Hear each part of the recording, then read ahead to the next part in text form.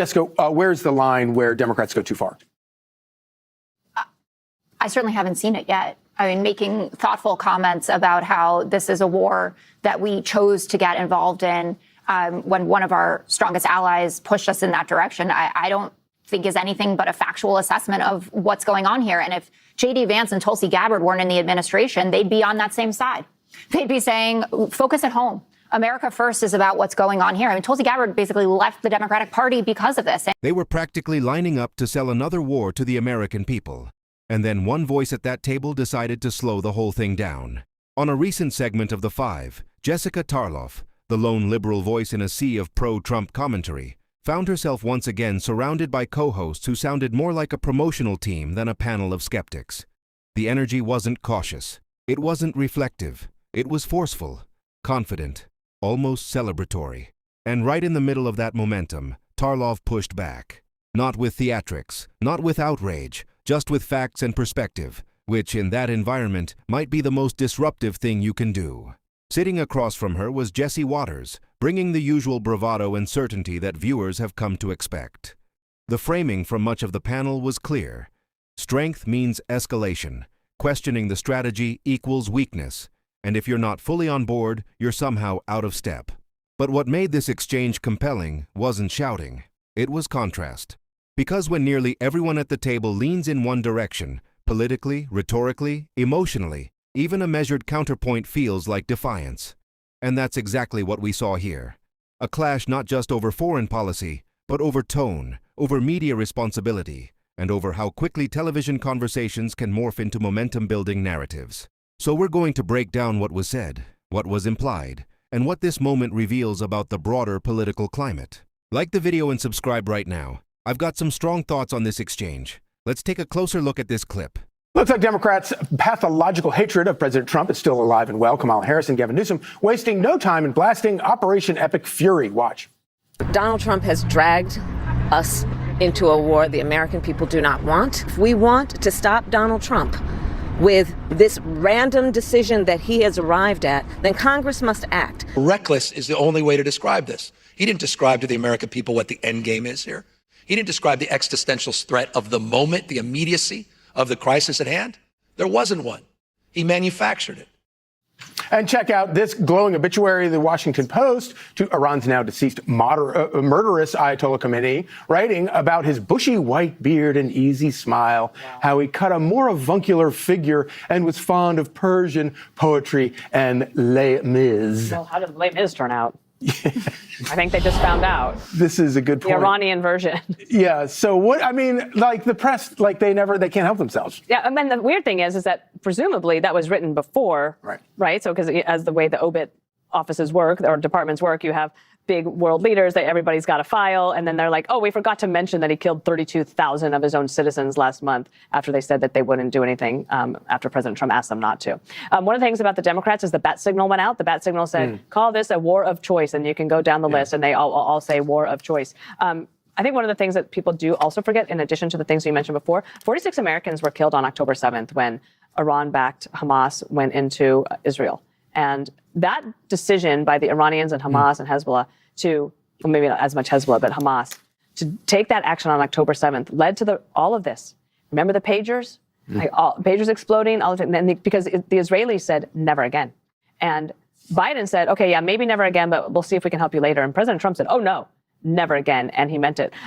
I do wonder if any Democrat can tell us when is enough on Iran. John Fetterman, the senator from Pennsylvania, said, I'm sick of hearing Democrats saying no matter what, Iran can't have a nuclear weapon, but then not saying anything about what they would do to stop it. And I do believe that the whole world might rest a little bit easier knowing that Kamala Harris is not making these negotiations. If you think about the story that we did last week that said that the issue of Gaza really hurt her, right? So you can imagine that the Hamas caucus would have talked her out of something like this type of action. And that's also what she just displayed on the street corner.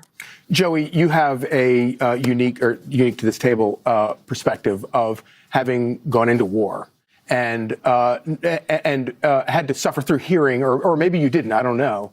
But the idea that you have men and women going into battle right now, and they're listening to this carping back home, political carping back home, from people who are clearly trying to score political points, as you and your friends are perhaps willing to lay down their lives for that right to carp? Yeah, we didn't listen to any of them. They were all talking heads. I didn't vote in a presidential election until McCain-Obama, and it's because I learned that McCain was a POW, and I thought that was kind of bad. I don't think this generation has that luxury. We didn't have smartphones, so we weren't checked into politics as a part of our personality. I couldn't tell you what the politics were of any of my buddies, except we all agreed on killing bad guys, and that was a hell of a lot of fun, as General Mattis said. So I think that in a lot of ways, maybe we were more ignorant, maybe we were less propagandized. I don't know. I think that a lot of folks right now in the military are excited. I think that Pete Hegseth has done a hell of a job returning the warrior. He said it in one of the latest comments. I think maybe it was at the press briefing. He said, we're not defenders, we're warriors. We are waging war on our terms to win the goals that we set and come home and celebrate. And that's the posture of this war. Listen, I understand the angst of looking back on the last 20 years of what wars in the Middle East were.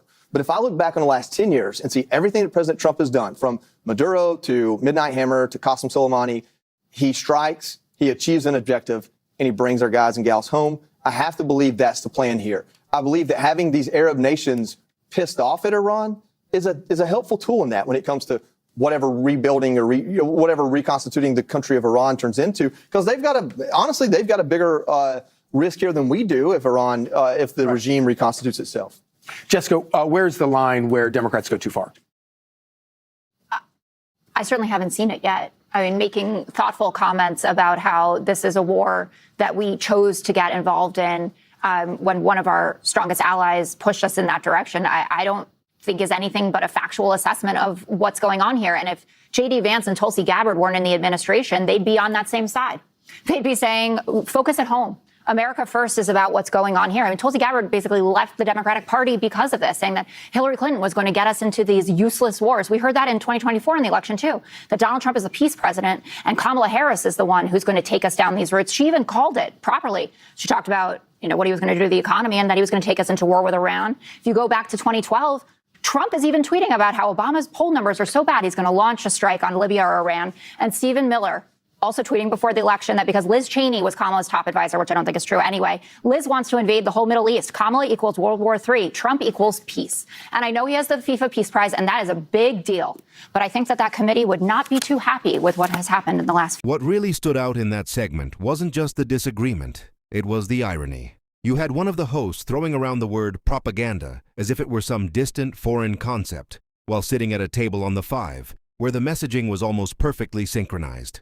Everyone, except Jessica Tarlov, was echoing the same posture. Escalation equals strength, skepticism equals weakness, and the administration's move toward another military conflict should be treated like bold leadership. And we're supposed to believe that isn't narrative building?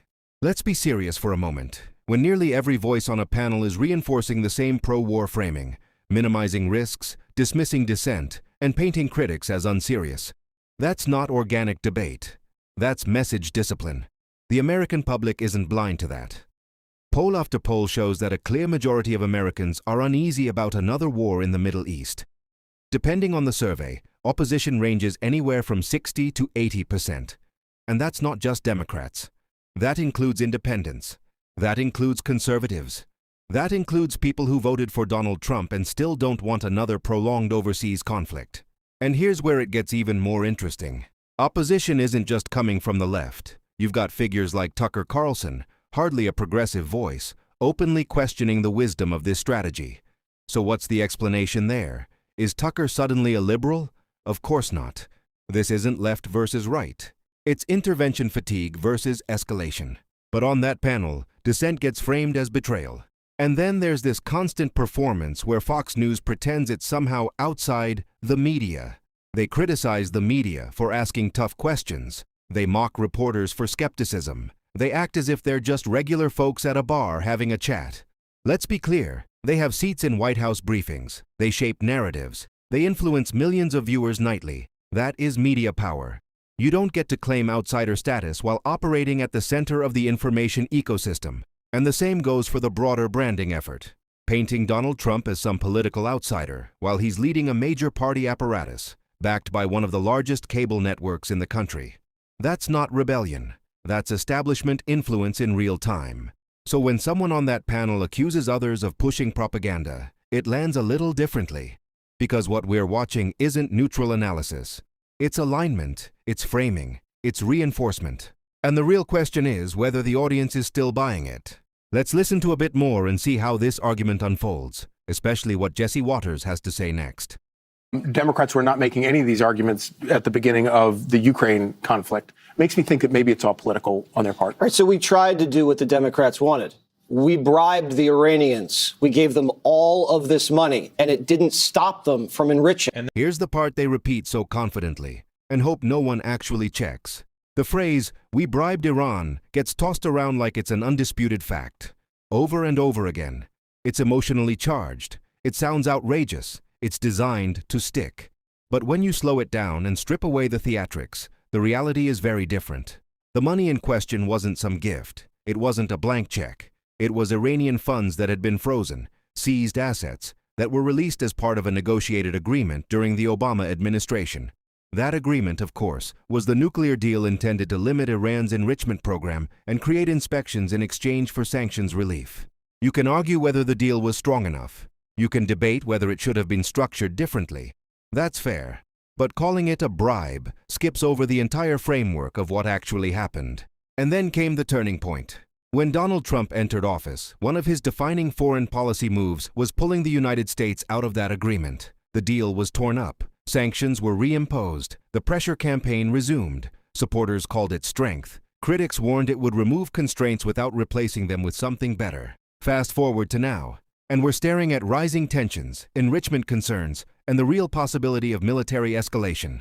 So the obvious question becomes, did withdrawing from the agreement make the situation more stable or less? That's the conversation that often gets drowned out by slogans. Instead, we get simplified narratives. They bribed them. We were weak. Now we're strong. It's cleaner. It's easier to sell.